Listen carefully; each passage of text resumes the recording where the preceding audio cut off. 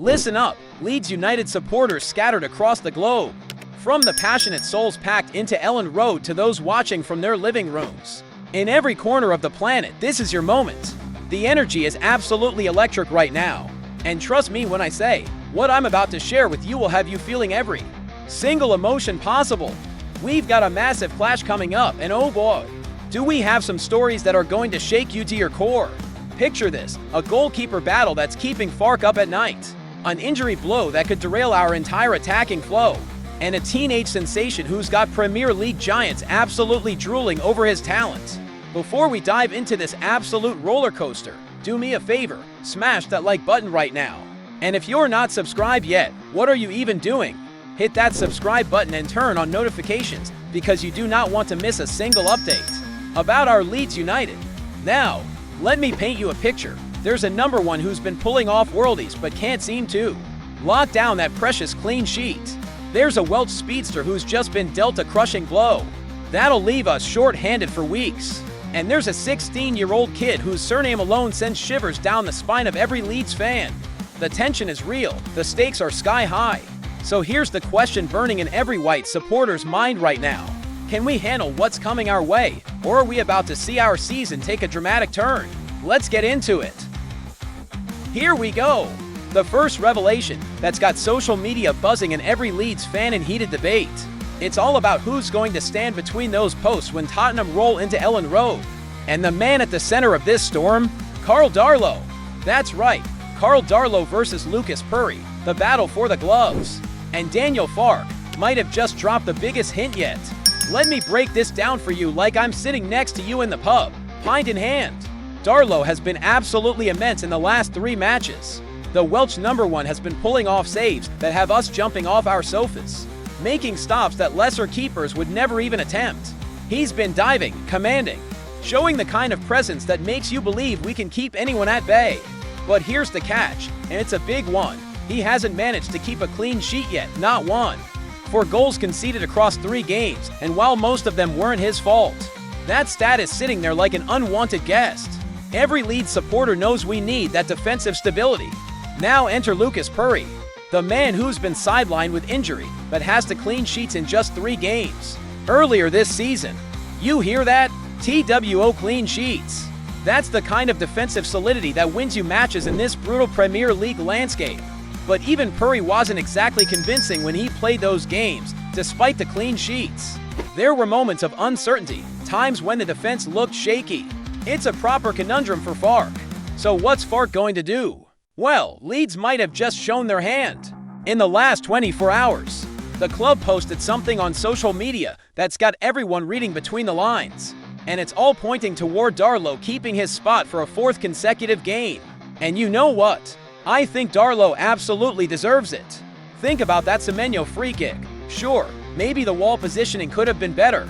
But are we really going to crucify him for that? The man has been putting his body on the line, making save after save.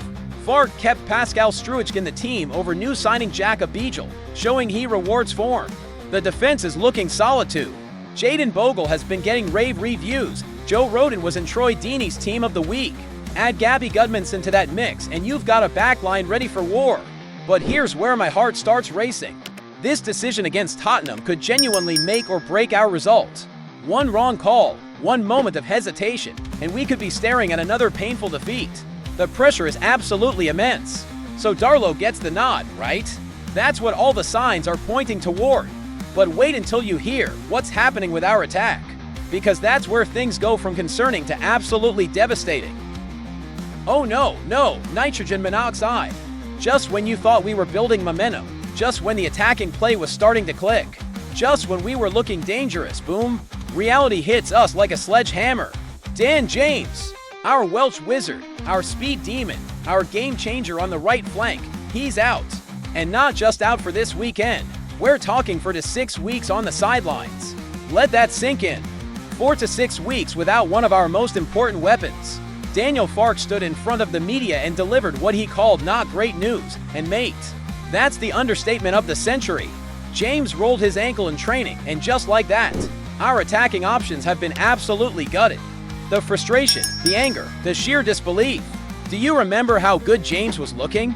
That blistering pace that terrorizes defenders, those runs that stretch the opposition, that ability to change a game with pure speed, gone, all of it gone for over a month. And here's what makes it more painful. He was initially called up to the Wales squad for next week's international break. There was hope. We thought maybe it wasn't so serious, maybe he'd shake it off.